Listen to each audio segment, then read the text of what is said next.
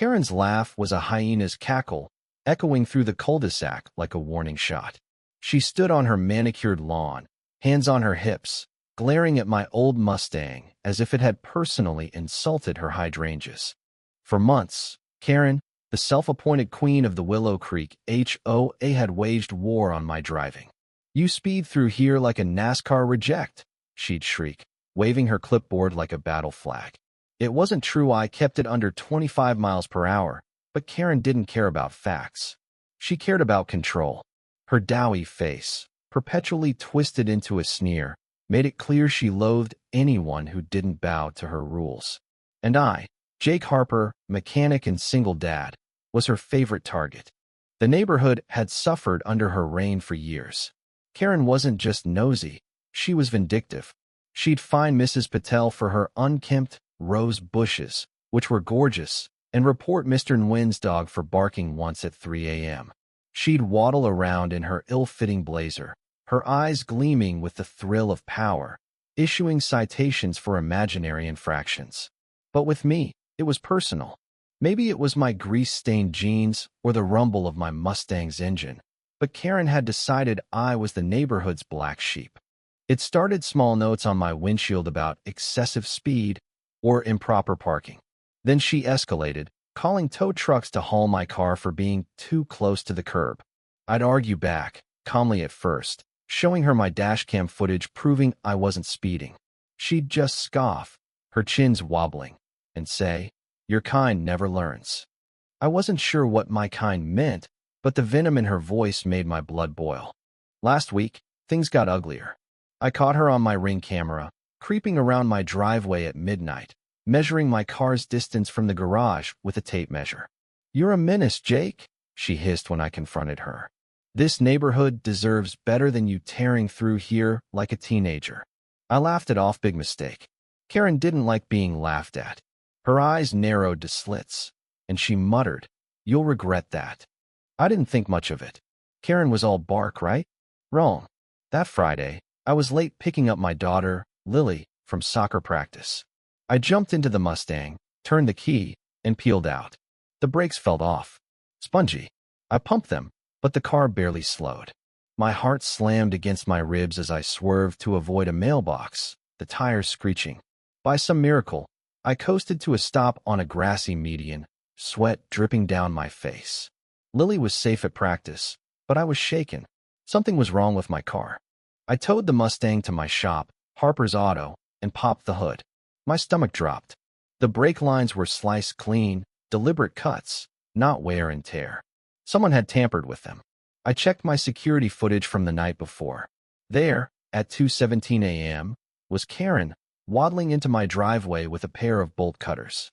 She knelt by my car, her face twisted with malice, and went to work. She even looked up at my camera and smirked, like she knew I'd see it and couldn't touch her. I called the cops. Officer Ramirez, a no-nonsense guy who'd dealt with Karen's nonsense before, showed up within the hour. I showed him the footage. His jaw tightened.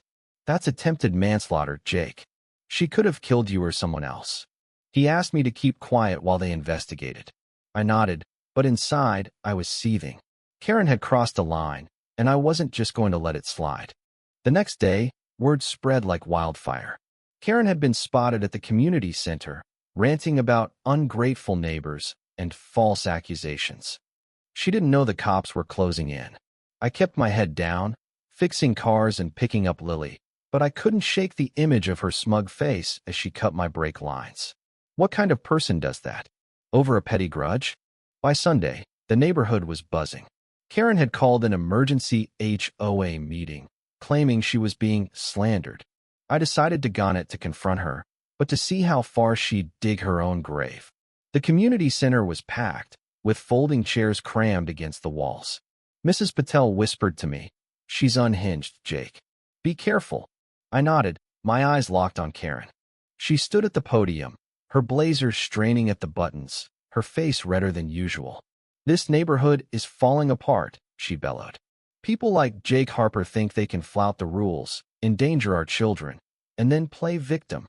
A few people gasped. I clenched my fists but stayed quiet. Let her talk, I thought. Let her bury herself. Then Mr. Nguyen stood up. Karen, we saw the footage. You tampered with his car. You could have killed him. The room erupted. Karen's mouth opened and closed like a fish, her eyes darting for an escape. Lies, she shrieked. That video is fake. He's framing me. But the crowd wasn't buying it. Mrs. Patel stood next, her voice shaking but firm. You've bullied us for years, Karen. This time, you went too far. Before she could respond, Officer Ramirez walked in, flanked by 2 deputies. The room fell silent. Karen Thompson, he said, his voice cutting through the tension. You're under arrest for attempted manslaughter and malicious destruction of property. Her face went white. She tried to bolt, but a deputy grabbed her arm. As they cuffed her, she screamed, You can't do this. I'm the HOA president. The crowd jeered, some even clapping. Watching Karen get dragged out in handcuffs should have felt good, but it didn't. I just felt empty. She'd terrorized us for years, and now she'd face the consequences, but at what cost? I could have died.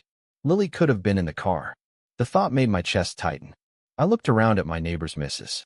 Patel, Mr. Nguyen, even old Mr. Carter, who never spoke up. They were done with Karen's reign of terror. Maybe something good could come from this. The next week, the HOA held a new election. Mrs. Patel stepped up as president, promising fairness and transparency. The neighborhood felt lighter, like we'd all been holding our breath for years.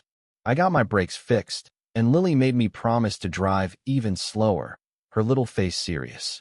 I don't want to lose you, Dad, she said. I hugged her tight, swearing I'd be more careful. Karen's trial was quick. The footage was damning, and her defense claiming she just wanted to teach me a lesson fell apart. She was convicted of attempted manslaughter and sentenced to 7 years. The judge called her actions a chilling betrayal of community trust.